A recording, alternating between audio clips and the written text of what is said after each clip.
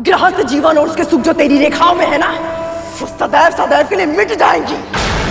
तेरी पक्षी प्रजाति सदैव सदैव के लिए समाप्त हो जाएगी। ये इस मां का श्राप है।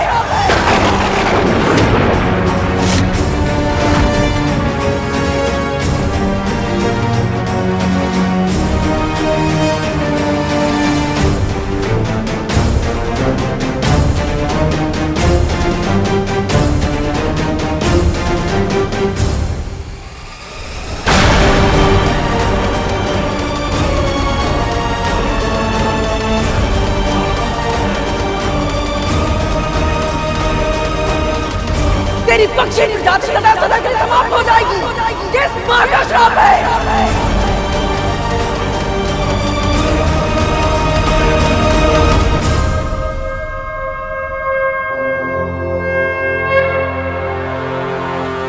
ऐसे मुस्कुरा क्यों रहे आप प्रभु? मेरी माओ को रोते हुए देखकर प्रसन्न है, या फिर ये देखकर कि मेरे भाइयों को एक एक श्वास के लिए संघर्ष करना पड़ रहा है, या फिर मुझे इतना विवश, इतना असहाय देखकर प्रसन्न है आप? तो आज मेरी दोनों माएं मुझे अपने ही भाइयों का हत्यारा समझ रही हैं और आप मौन है क्यों प्रभु?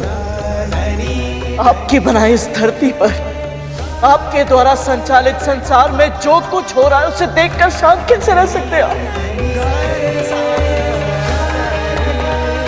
मेरी मां सदैव कहती है कि भगवान भक्तों के सुख से सुखी रहते हैं और दुख से दुखी, परंतु आज मेरे परिवार पर दुख का पहाड़ गिर चुका है और आप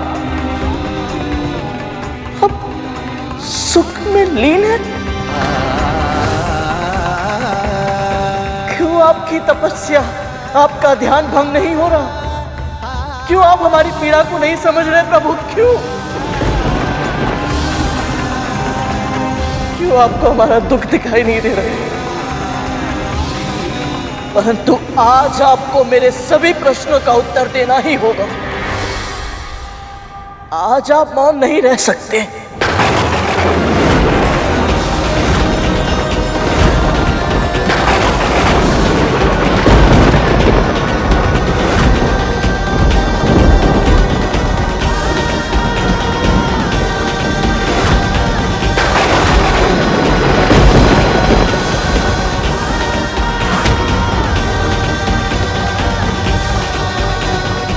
मेरी मां ने सदैव आपकी ही भक्ति की है प्रभु, और वो सदैव यही कहती है जहां सत्य होता है ईश्वर भी वही विद्यमान होते हैं।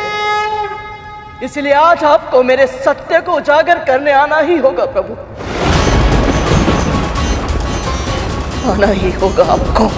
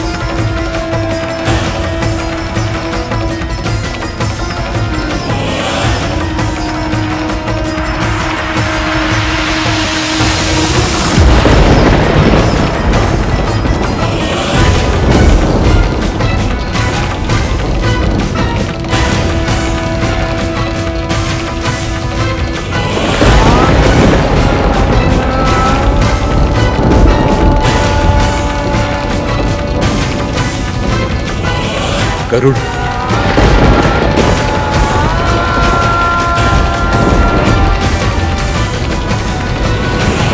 गरुड़,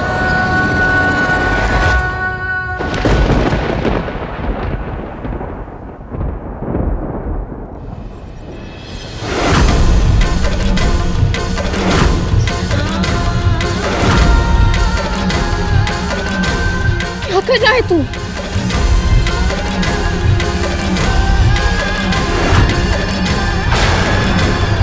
गरुड़, स्वयं को कष्ट देने से क्या होगा? तेरा हाथ जलने से तेरे नाग भाइयों के घाव भर जाएंगे।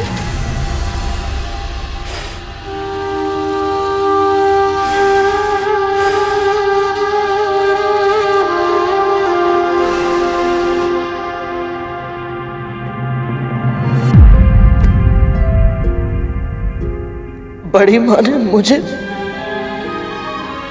जो कहा, माँ,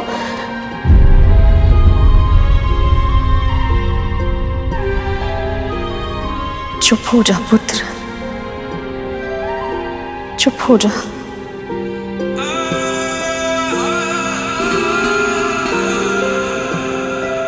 पता है माँ, बड़ी माँ के कटु वचनों से मुझे इतना दुख नहीं हुआ, परंतु आपने मेरी ओर ऐसे क्यों देखा? माँ, आपकी दृष्टि में उल्लाहना का भाव था, निराशा का दुख, क्रोध था। क्या माँ, आपको सच में ऐसा लगता है कि मैंने जानबूझकर मैंने किसी की हत्या करने का प्रयास नहीं किया है माँ। मैंने कोई पाप नहीं किया है। तेरी माँ तुझे अच्छी तरह जानती है। कभी स्वप्न में भी नहीं मानूंगी कि तू कोई पाप कर सकता है गरुड़। मैं तो बस तेरे लिए चिंतित थी। मेरी दृष्टि में जो उल्हाना का भाव तूने देखा वो मेरे लिए था। निराशा महारानी के लिए और क्रोध उस नियति के लिए था जिसके कारण तुझ पर इतना बड़ा आरोप लगा। तेरी माँ तुझे पहचानती है, तुझ पर अखंड विश्वास करती है तेरी माँ।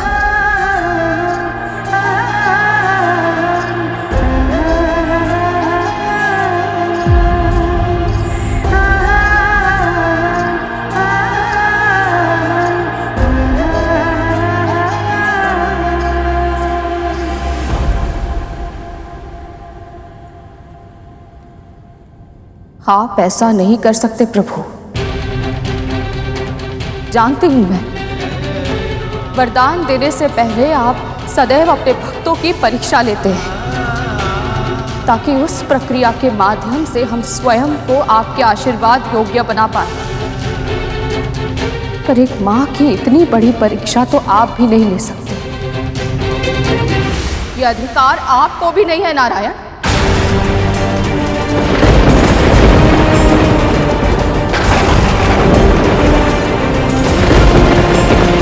कैसी अनहोनी के संकेत हैं प्रभु? मैं जानती हूं आप समाधि में लीन हैं, पर आज आपको अपने भक्त की पुकार, एक मां की पुकार सुननी ही होगी।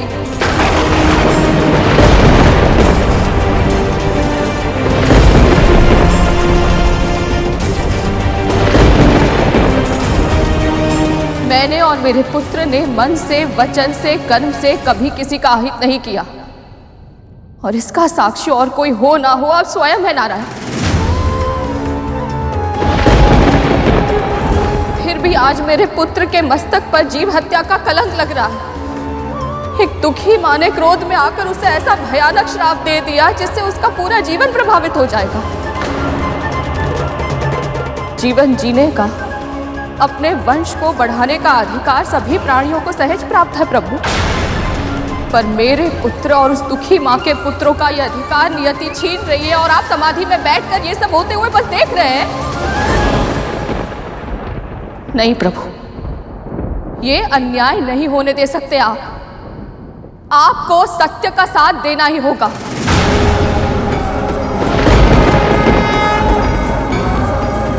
मेरा पुत्र निर्दोष है, ये सिद्ध करना ही होगा आपको।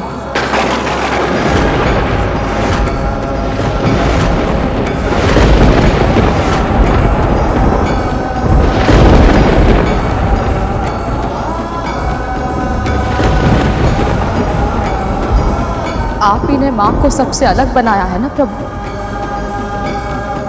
जब एक स्त्री माँ बनती है ना, तो केवल उसके तन में नहीं, उसके मन में, उसके हृदय में, यहाँ तक कि उसकी आत्मा में भी परिवर्तन आ जाता है। उसमें सृजन की शक्ति आ जाती है। और आज उसी शक्ति का आह्वान करते हुए मैं आपको पुकार रही हूँ। आप मेरे इस पुकार को अनसुना नहीं कर सकते प्रभु।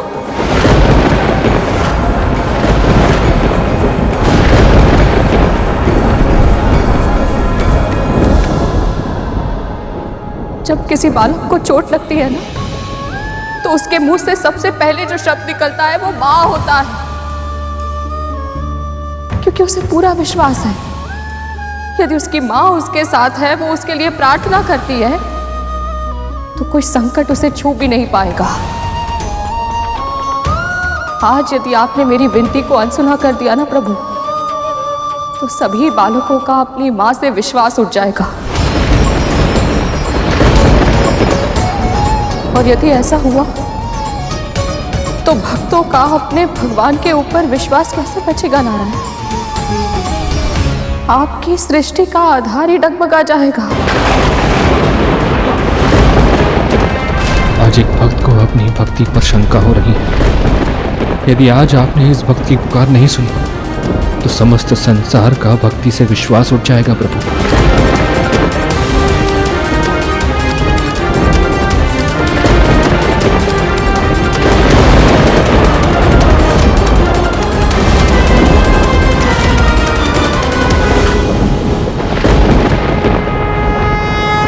प्रभु, मेरी माँ, मेरी गुरु, आपकी महान भक्त आपको पुकार रही है। मेरे भाइयों के प्राण संकट में है प्रभु। उनका दर्द मुझसे देखा नहीं जा रहा। उन पर कृपा कीजिए प्रभु।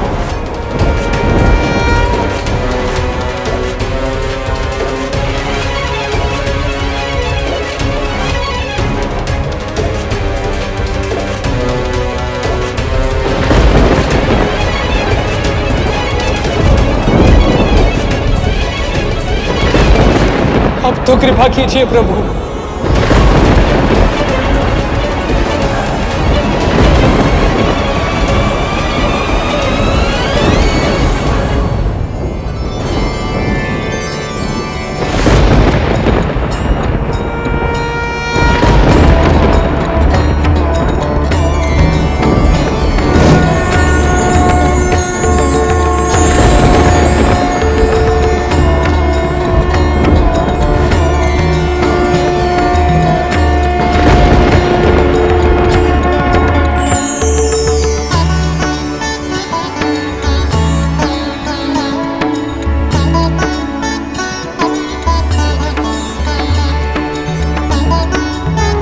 प्रभु,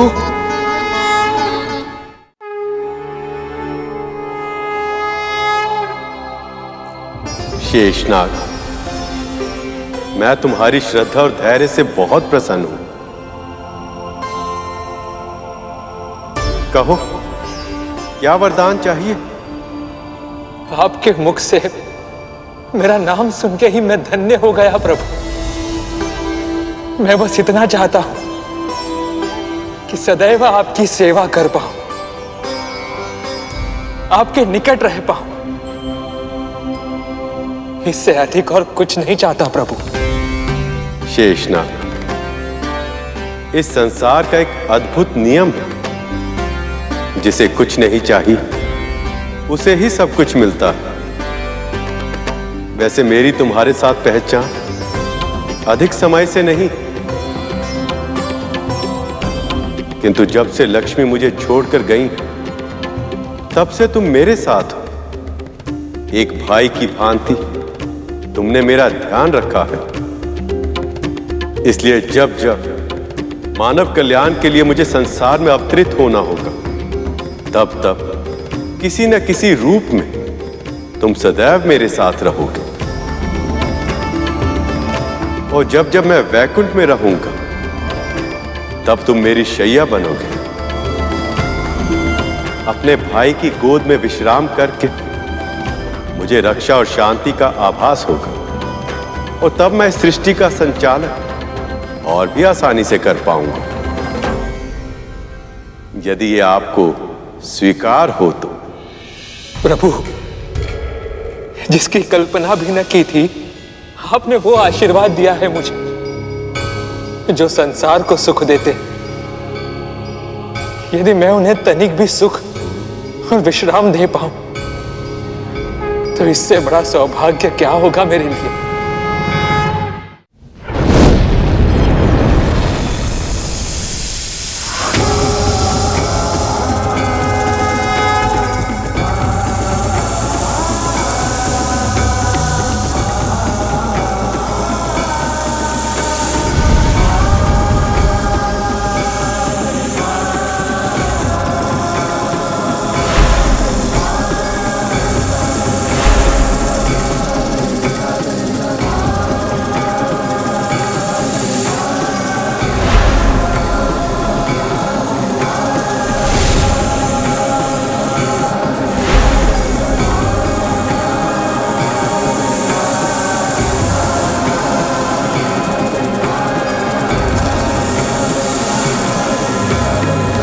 शेषनाग, तुम मेरी शैया तो बन गए, किंतु तुम्हारा हृदय इतनी तीव्र गति से धड़क रहा है कि मैं विश्राम नहीं कर पा रहा हूं।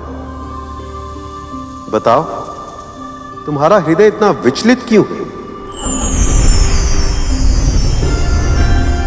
क्षमा कीजिए प्रभु, पर जो भी मन में है निसंकोच कहो शेष। प्रभु, आपके समाधि से बाहर आने से पहले जो व्यथा मेरे मन में थी, वो अब भी वही है। पृथ्वी पर जो कुछ भी हो रहा है, उसी से मेरा मन विचलित है प्रभु। तुम मेरा आसन तो बन गए, किंतु माया के जाल से अब भी जकड़े हुए हो शेष। सारा संसार छोड़ दिया, पर मां तो संसार से ऊपर होती है ना प्रभु। मेरी मां कद्रू ने क्रोध में आकर मेरे भाई गरुड़ को इतना बड़ा श्राप दे दिया कि मैं कुछ सोच ही नहीं पा रहा हूं कि किसके लिए दुखी हूं। उस मां के लिए जो अपनी आंखों के सामने अपने पुत्रों को प्राण गंवाते हुए देख रही है, या उस भाई और विमाता के लिए जो निर्दोष होते हुए भी इतना अन्याय सहने के लिए विवश है। तुम्हारी पीड़ा उचित है शेष। बताओ, मन में इच्छा क्या है? मेरे भाइयों के कष्टों का निवारण कीजिए प्रभु। उन्हें जीवन दान दे दीजिए ताकि मां कद्रू का श्राप सार्थक न हो पाए और गरुड़ और विमाता विंता का भी उद्धार हो जाए।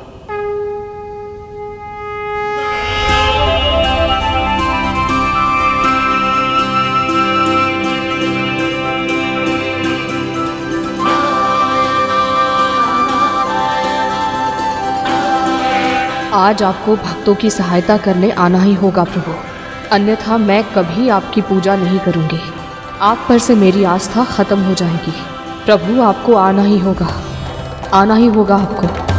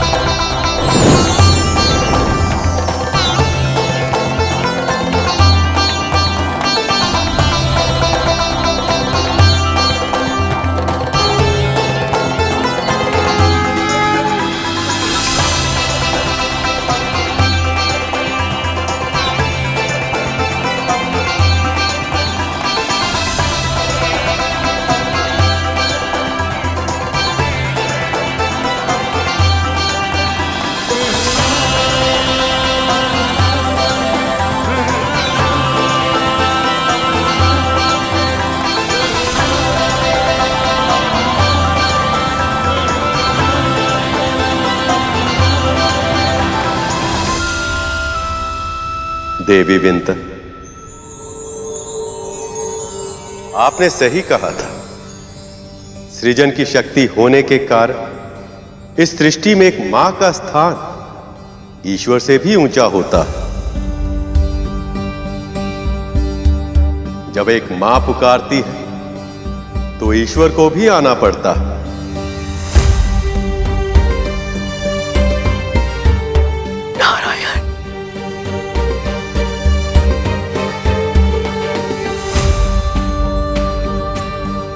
इस व्रत के लिए जिस निष्ठा का प्रदर्शन आपने और देवी कद्रू ने किया है वह सराहनीय है।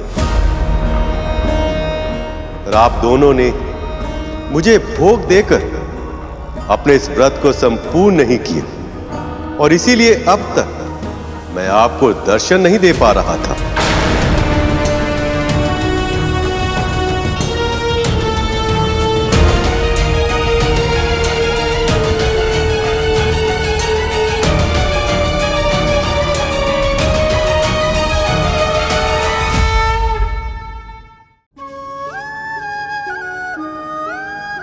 मैं अभी लाई प्रभु।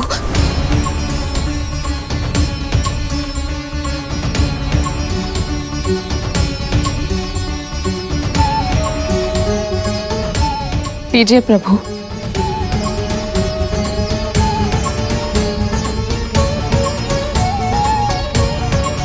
न जाने ये भीषण भूल कैसे हो गई, हमें क्षमा कर दीजिए।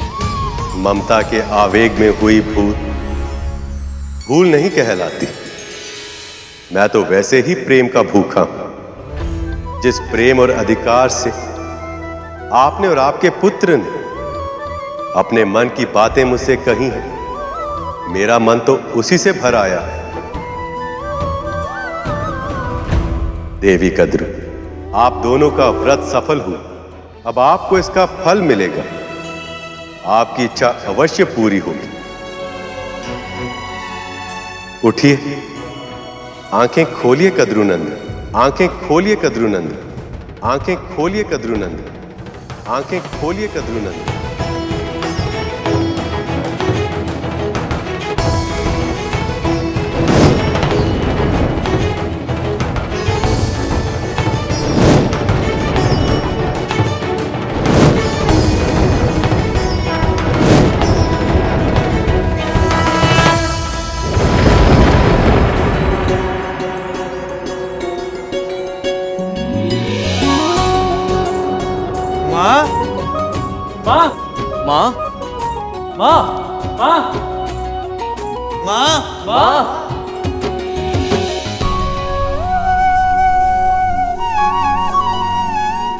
मेरे पुत्र,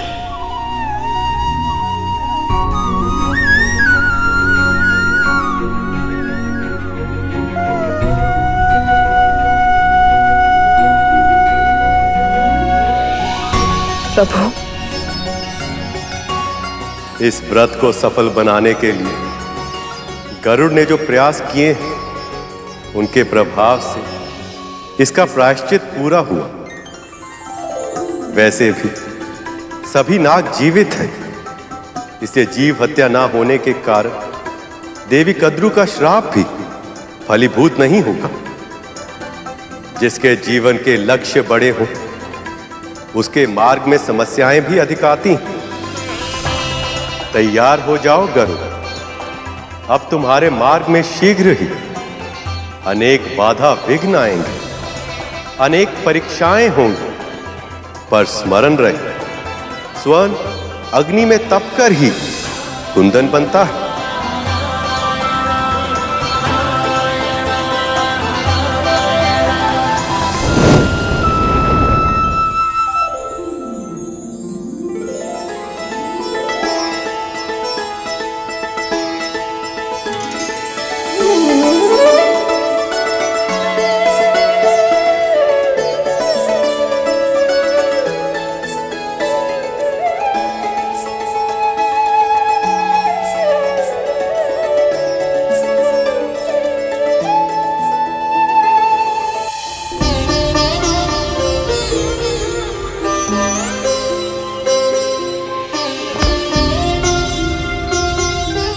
स्वस्थ हो।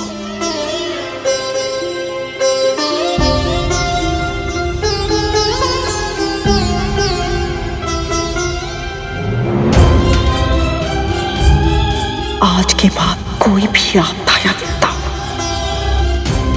तुम सब तक नहीं पहुंचने दूंगी।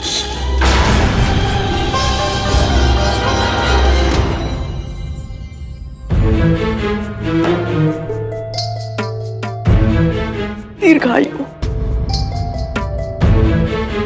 तूने तो भयभीत कर दिया था हमें। ये तो माँ का विश्वास था जिसने हमें साहस दी। सही कहा।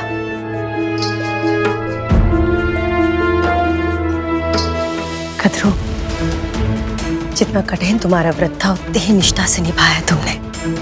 ये तुम्हारे ही व्रत का फल है जो तुम अपने पुत्र को यम के फंदे से बचा कर ले आए। ये चमत्कार केवल तुम ही कर सकती थी कदरू। यम के फंदे से? दीदी माँ, ये आप क्या कह रही हैं? हाँ माँ, पल भर पहले तो हम गरुड़ के साथ सूर्यलोक जा रहे थे और दूसरे पल हमें भगवान विष्णु का स्वर सुनाई दिया। तुम सब बहुत भाग्यशाली हो जो तुम्हें कदरू जैसी माँ मिली है।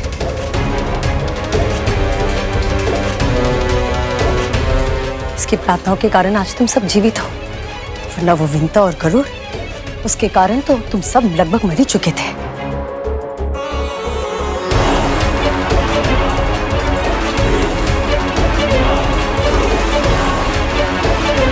मुझसे छुपाकर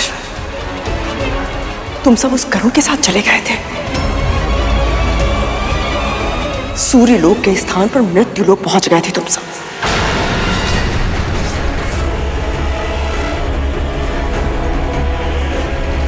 इस बार तो मैंने तुम सबको सुरक्षित कर लिया, किंतु अगली बार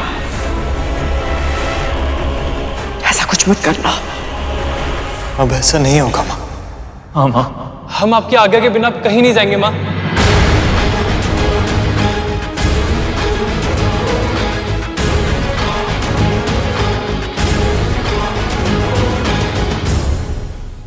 ये तो अनुचित है प्रभु।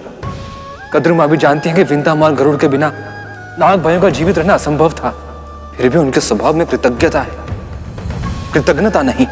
ऐसा आभास होता है जैसे विंता माँ और गरुड़ की अच्छाइयों को पूरी तरह नकार दिया है इन्होंने।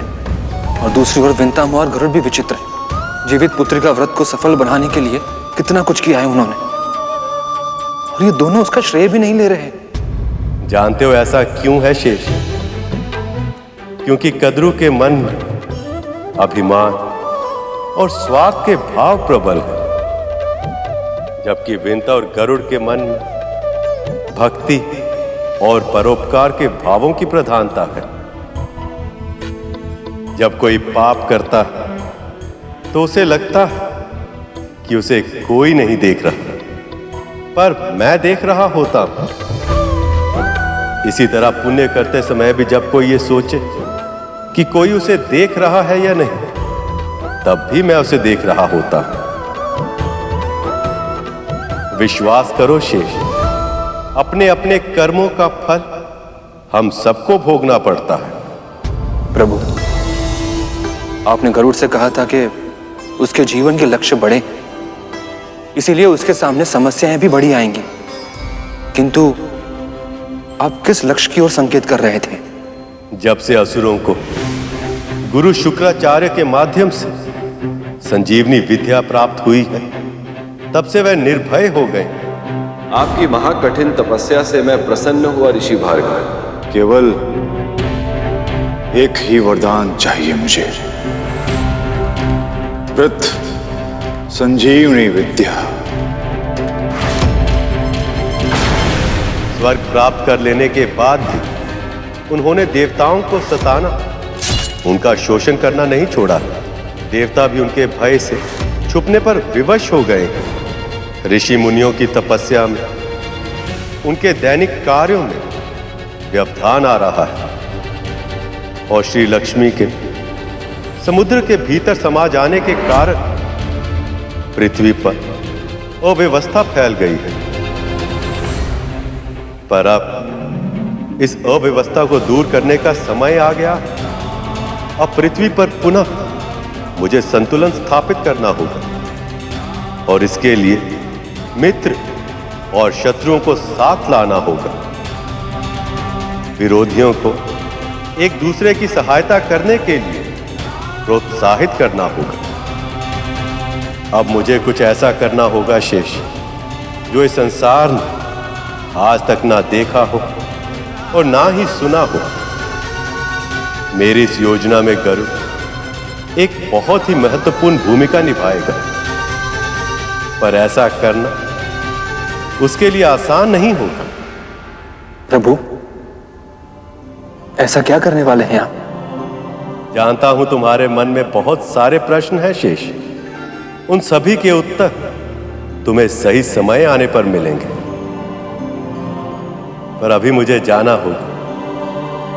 एक मां बहुत लंबे समय से मेरी प्रतीक्षा कर रही है। ओम नमो नारायणाय नमः। ओम नमो नारायणाय नमः। ओम नमो नारायणाय नमः। आपकी तपस्या सफल हुई देवी अदिति।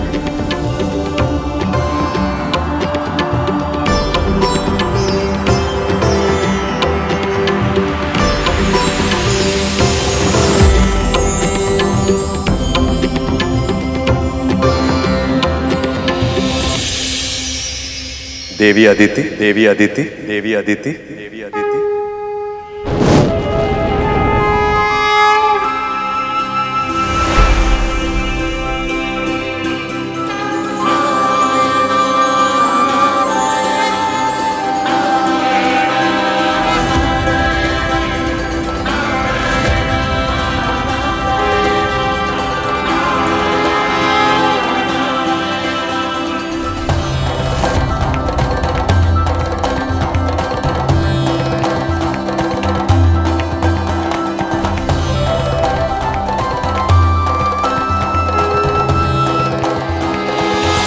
नारायण,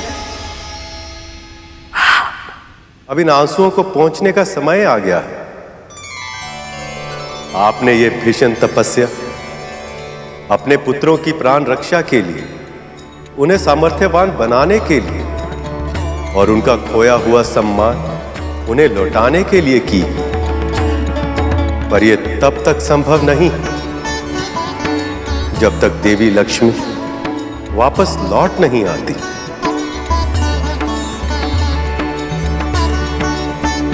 ये अपराध मेरा है प्रभु। मैं ही अपने पुत्र को अहंकार से नहीं बचा पाई, जिसके कारण महर्षि दुर्वासा का श्राप मिला। तूने विजय श्री की प्रतीक परम पूजनीय रुद्राक्ष की माला मेरे आशीर्वाद और उससे भी अधिक मेरे आराध्य भगवान शिव के वरदान का अपमान किया है। आज से तू और तेरे सभी देवता श्रीहीन हो जाएंगे। तेरा ऐश्वर्य भूमि में मिल जाएगा, श्री समुद्र में चली जाएगी। ये मेरा श्राप है तुझे। और आप और देवी लक्ष्मी विरह की असहनीय पीड़ा सहने पर विवश हो गए। देवी अदिति, पुत्र की भूल के लिए आप स्वयं को अपराधी मत मानिए। आप भली भांति जानती हैं कि प्रत्येक व्यक्ति अपने कर्मों के लिए स्वयं उत्तरदायी होता है। मैं आपकी तपस्या से प्रसन्न हूं और इसीलिए आपके पुत्रों के कष्टों के निवारण के लिए मेरे पास एक उपाय है, जिससे न केवल देवताओं का खोया हुआ मान सम्मान वैभव लौट आएगा, अपितु इस संसार में श्री भी लौट आएंगे। अब आप मेरा ये संदेश अपने पुत्रों को दें कि वह शीघ्र अतिशीघ्र मुझसे आकर भेंट करें। उनका कल्याण होगा। आपका कोटि कोटि धन्यवाद।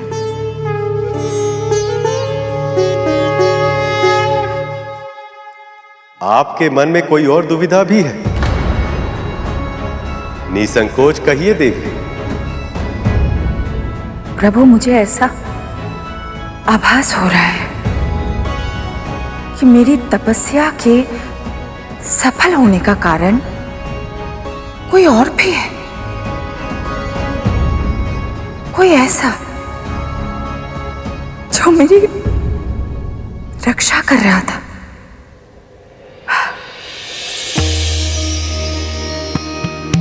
वो देखिए प्रभु। कोई बताए या ना बताए, किंतु मां का हृदय जान ही जाता है। वो परोपकारी कोई और नहीं, आपकी बहन विंता का छोटा पुत्र गरुड़ था।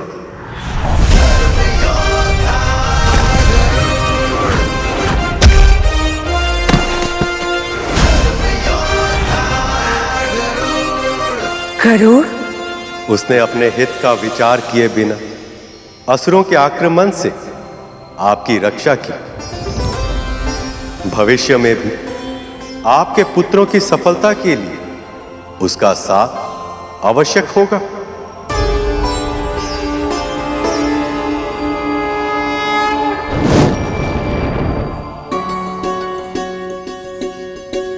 गरुड़ ने मेरे लिए इतना बड़ा परोपकार किया है और भविष्य में भी मेरे पुत्र की सफलता के लिए बड़ी भूमिका निभाएगा। मुझे शीघ्र ही उससे मिलना चाहिए।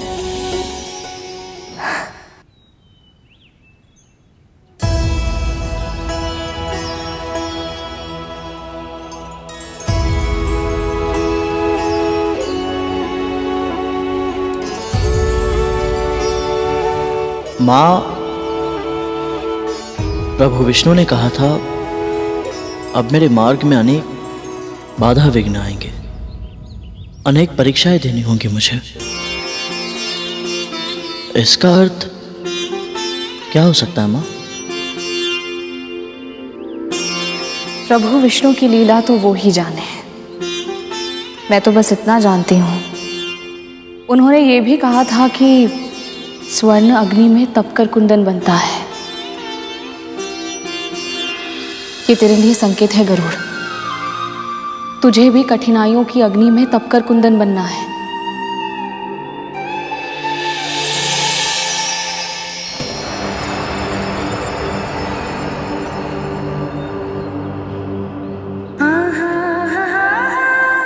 मैं पूरा प्रयास करूंगा माँ, आपकी आशाओं पर खरा उतरूंगा मैं।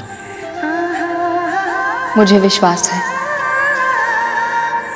बस कभी भी अपने भीतर मैं की भावना अर्थात अहंकार मत आने देना।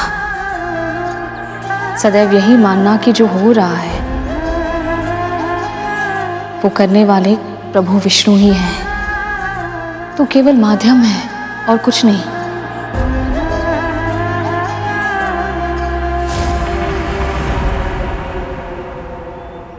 विंता, कहां मर गई तू? तू और तेरा पुत्र, तुम दोनों मेरे पुत्रों का भूखा मारोगे क्या? भोजन की व्यवस्था करो। अब पता चलेगा गरुड़ और विंता को अपना असली स्थान। एक दास चाहे कुछ भी करे, वो दास ही रहता है।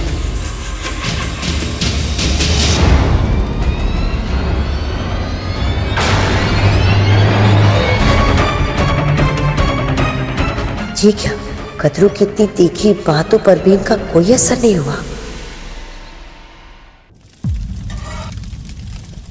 विंता जी, राजकुमार और साग मांग रहे हैं। हाँ, दोबारा बना दिया है, वहां रखा है। विंता जी, लड्डू वो रखे हैं, ले जाओ।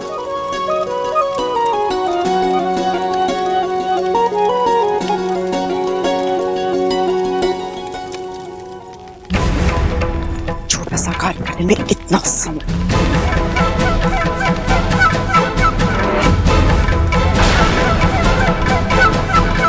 खीर बनने में कितना समय है?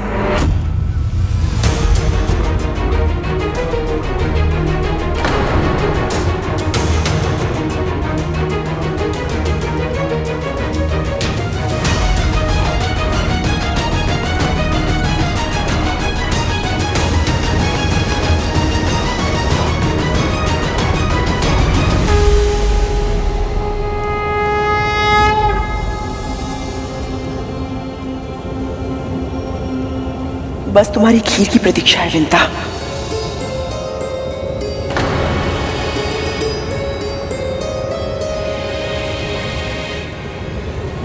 तुम्हें तो पता है ना, मेरे पुत्रों को खीर कितनी प्रिय है।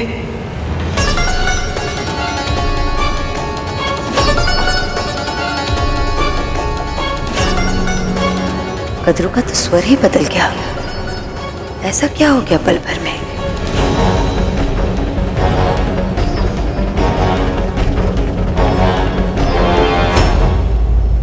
अदिति दीदी,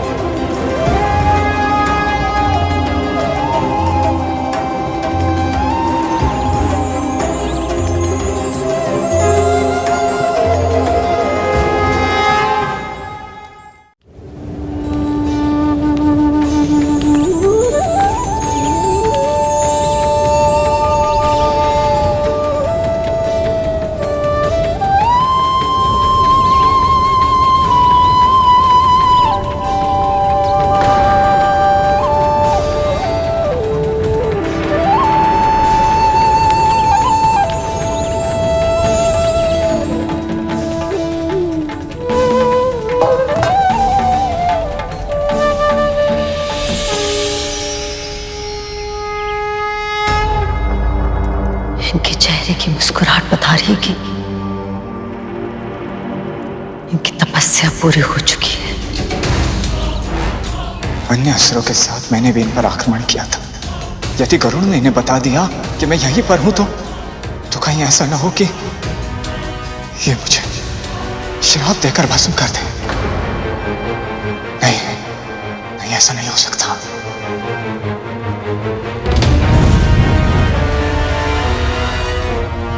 राहुल तो चला गया, पर मुझे यही रुकना होगा,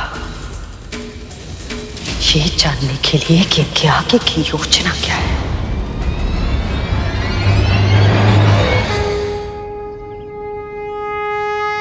कल्याण हो।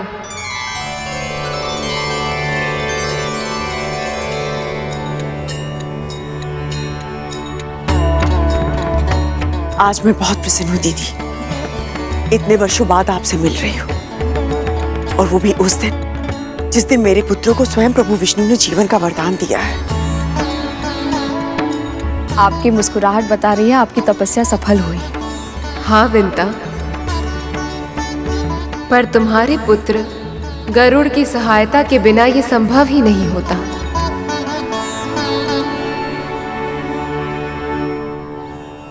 कहाँ है वो? माँ,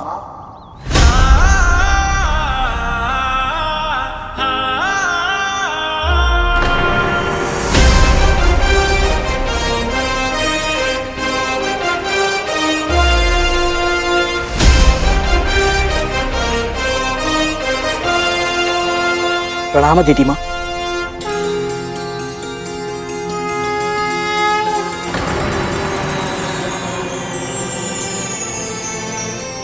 जब मैंने आपको पहली बार देखा था, आप गहन तपस्या में लीन थे। वैसे तो मेरी भेंट आपसे दूसरी बार हो रही है, परंतु मेरा मन पहली बार जैसा उत्साह अनुभव कर रहा है। और सच बताओ दीदी माँ, आपकी तपस्या की अद्भुत सात्विकता मैंने स्वयं अपनी आंखों से देखी है। और आज आपको सामने पाकर मैं सचमुच धन्य हुआ।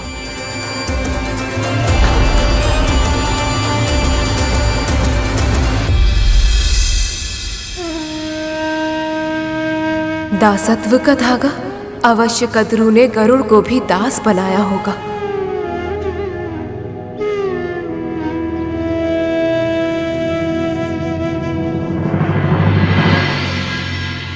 मैं तुमसे ही भेंट करने के लिए आई हूं।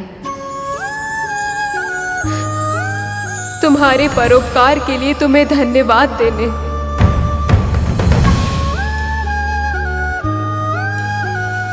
आप पुत्र भी कह रही हैं और धन्यवाद भी दे रही हैं। मैंने कुछ नहीं किया दीदी माँ, जो भी हुआ है बस प्रभु विष्णु की इच्छा से ही हुआ है। और सत्य तो ये है कि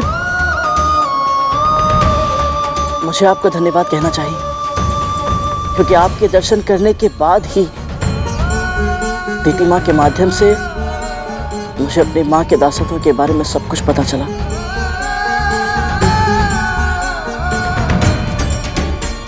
दीदी, आपकी तपस्या सफल हो गई है, तो देवताओं को दानवों पर विजय पाने का कोई ना कोई हल तो अवश्य मिल गया होगा। प्रभु विष्णु ने मुझे आश्वासन दिया है कि एक उपाय है जिससे देवताओं का भला तो होगा ही, और साथ ही साथ संसार में श्री भी वापस लौट पाएंगे। और उस उपाय के बारे में चर्चा करने के लिए देवताओं को शीघ्र ही विष्णु लोक पहुंचने का उन्होंने आदेश दिया है। इसलिए मुझे शीघ्र ही अपने पुत्रों के पास उनका ये संदेश पहुंचाना होगा।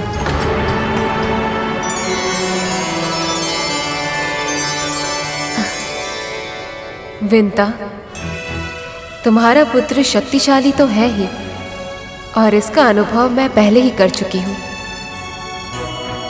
परंतु मैंने ये सुना है कि ये बहुत दूर की यात्रा बहुत कम समय में कर सकता है।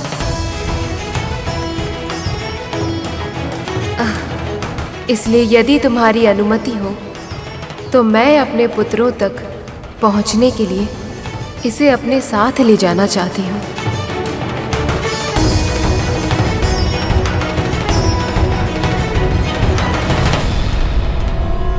अपने पुत्रों के पास जाने के लिए इन्हें गरुड़ की क्या आवश्यकता?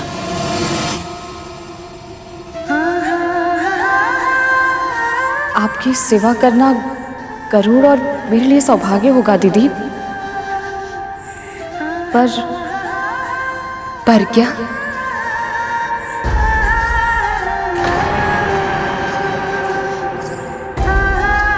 परंतु अपनी माँ की अनुमति से भी अधिक मुझे महारानी की अनुमति की आवश्यकता है। मैं इनका दास जो हूं,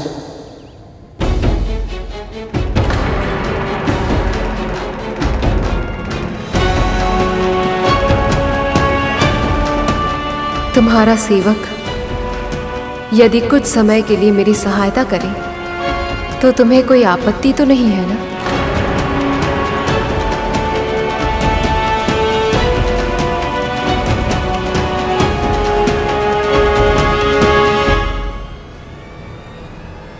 नहीं नहीं दीदी, मुझे भला कोई आपत्ति क्यों होगी?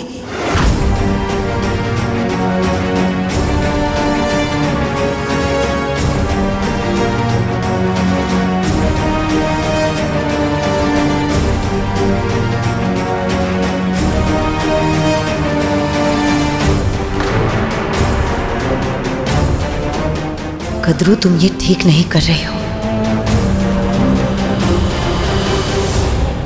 माँ, अधिक श्रम मत कीजिएगा और अधिक चिंता भी नहीं। समय पर भोजन कर लीजिएगा, जल पीना मत भूलिएगा और विश्राम कर लेना माँ, क्योंकि आपने अभी अभी कठिन व्रत रखा है और मेरे यहाँ से जाने के बाद आपका ध्यान रखने वाला कोई होगा भी नहीं। अब बस भी कर दे। मेरी बातों को परिहास में मत लीजिए। आप वचन दीजिए माँ कि आप अपना ध्यान रखेंगे, अन्यथा मेरा पूरा ध्यान केवल आप पर ही होगा और मैं अदिति माँ और देवताओं की सहायता नहीं कर पाऊंगा। दीजिए वचन। हाँ हाँ, वचन देती हूँ। कुछ अधिक बड़ा नहीं हो गया है तू? मुझे निर्देश दे रहा है। मैं तेरी माँ हूँ कि तू मेरी माँ है? हाँ, बातों में मत उलझाइए। आपने वचन दिया है, अब इसका पालन करना पड़ेगा आपको। करूंगी पालन, अवश्य करूंगी। ध्यान रखूंगी मैं अपना, और तू भी अपना ध्यान रखना।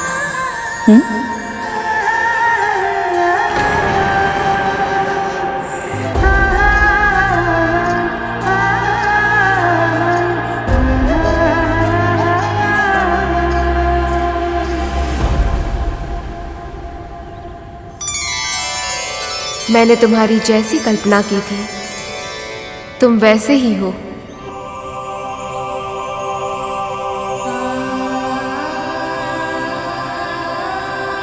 मैं जानती हूं कि तुम अपनी मां के लिए अत्यंत चिंतित हो, पर मुझे ऐसा आभास है कि शीघ्र ही तुम्हारे कष्टों के दिन बीतने वाले हैं। और प्रभु विष्णु ने चाहा तो मेरे पुत्रों के उद्धार के साथ साथ तुम्हारी मनोकामना भी अवश्य पूरी होगी।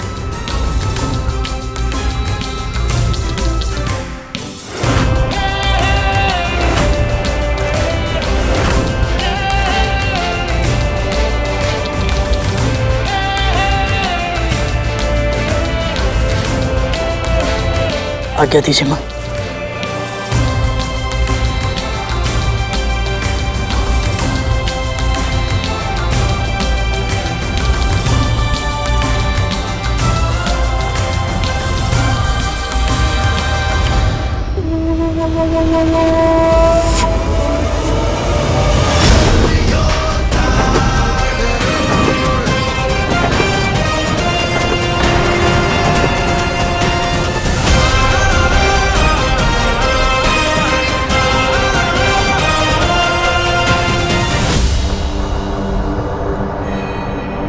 गरुड़ को अदिति माँ के साथ जाने की आज्ञा क्यों दी माँ आपने?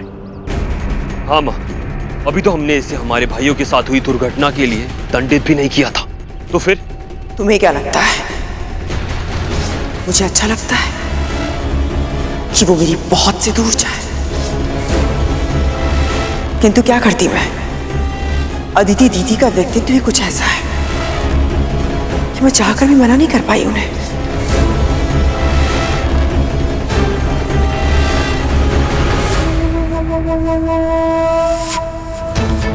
कर तो मैं भी कुछ नहीं पाई अदिति दीदी के सामने, पर अब मैं शांत नहीं बैठ सकती। मुझे शीघ्र ही बलि को बताना होगा कि अदिति दीदी की तपस्या सफल हो गई है और देवता विष्णु से भेंट करने जा रहे हैं।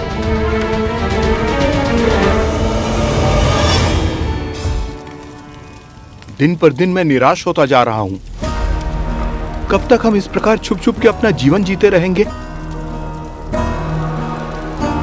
स्वर्ग मिल गया है इन असुरों को, अब भी संतोष नहीं है। हमें ये हर क्षण ढूंढते रहते हैं, ढूंढ ढूंढ कर हमें मारना चाहते हैं। अब क्या करें? उनके गुरु शुक्राचार्य ने उन्हें संजीवनी विद्या जो दे दी है, अब उन्हें मृत्यु से भय नहीं लगता। और इन सब का कारण मैं हूं। यदि मैं अपने अहंकार में दुर्वासा और वाल्खिल्य जैसे महान ऋषियों का अपमान नहीं किया होता तो ना तो मुझे श्राप मिलता और ना ही हमारी ये दुर्दशा होती और ना ही हमें इस तरह भटकना पड़ता।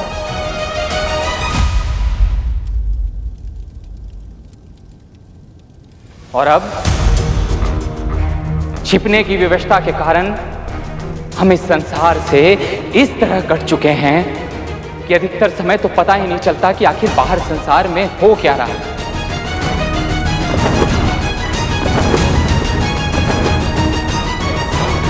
ये ध्वनि कैसी है?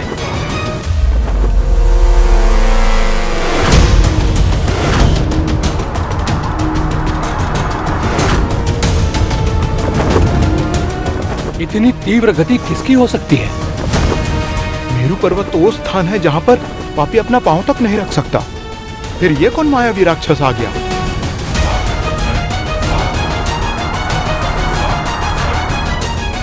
बलि ने स्वर्ग पर अधिकार कर लिया है और अब तो नारायण ही जाने कि ये किन किन शक्तियों को इकट्ठा कर चुका है और किस किस को अपना सहयोगी बना चुका है।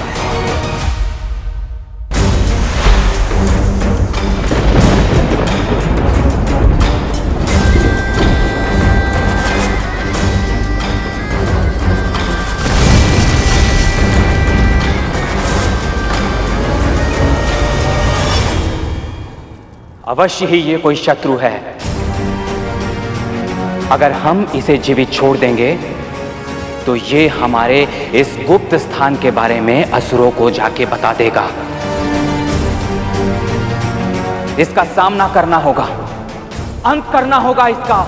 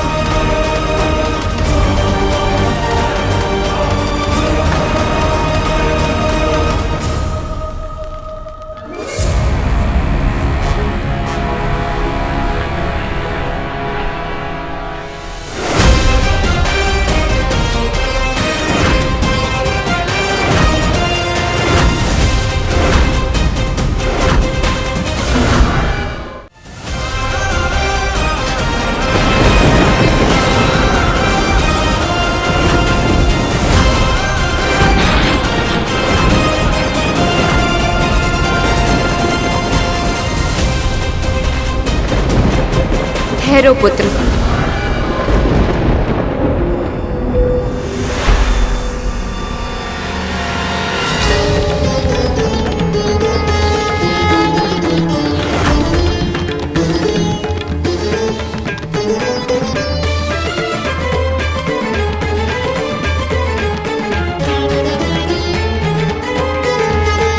प्रसन्न भव, विजयी भव।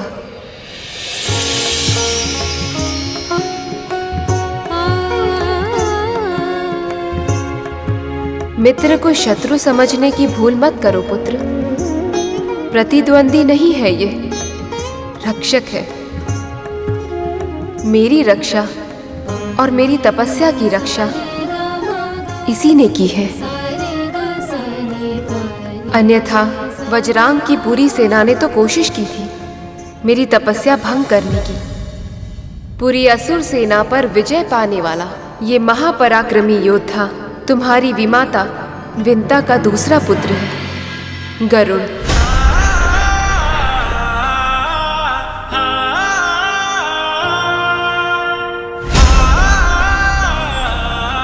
हम भगवान विष्णु से प्रार्थना करते हैं कि ऋषि कश्यप को अगली संतान के रूप में ऐसा पुत्र देना जो इंद्र से सहस्त्र गुना अधिक शक्तिशाली और बुद्धिमान हो, जो प्रत्येक अहंकारी के अहंकार का नाश करे।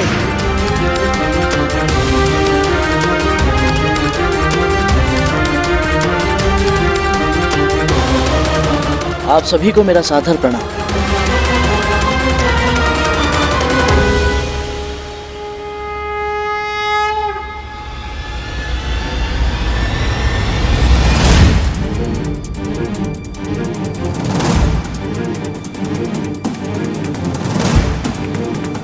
ऐसा क्यों लग रहा है जैसे देवताओं के राजा इंद्र मुझे देखकर प्रसन्न नहीं है? आकाश का इंद्र कहलाएगा वो, आकाश का इंद्र कहलाएगा वो।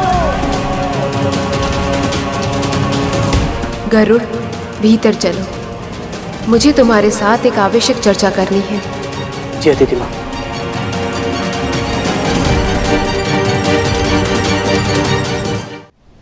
प्रभु, गरुड़ के कारण ही मां आदित्य की तपस्या पूरी हो पाई है, वे सुरक्षित रह पाई हैं।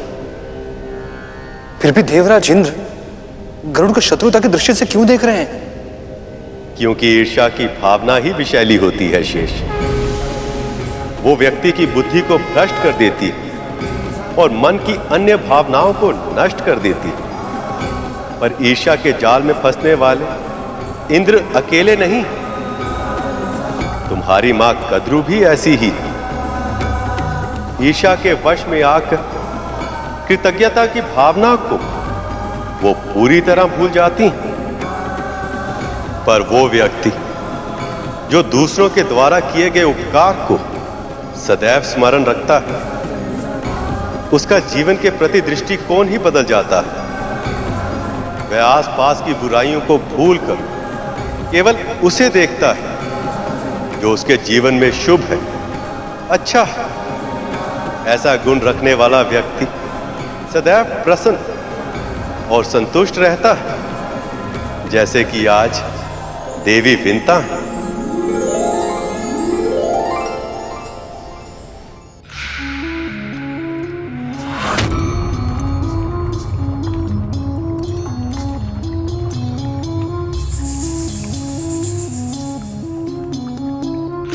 उपटन में महुआ मिला है क्या?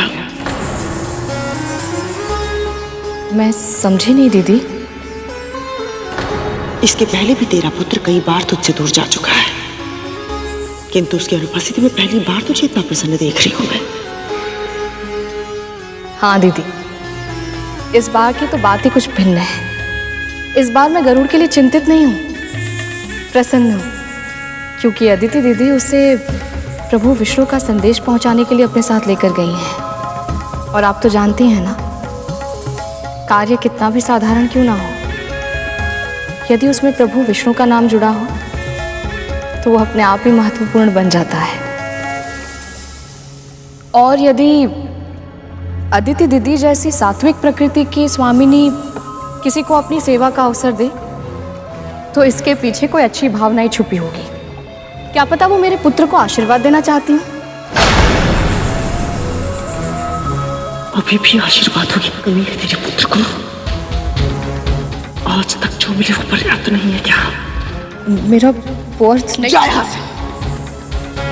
वन से लकड़ी लेकर आओ, महाभोग की तैयारी करो। मेरे पुत्र दुर्बल हो चुके हैं, उन्हें अपनी शक्ति फिर से प्राप्त करने के लिए अच्छे भोजन की आवश्यकता है। जा यहाँ से।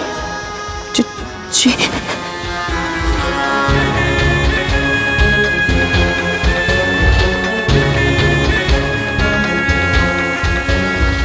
समय आ गया है,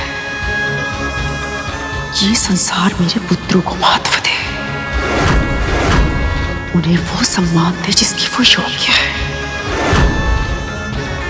और अब इस कार्य को संभव बनाने के लिए मैं कुछ भी करूंगी।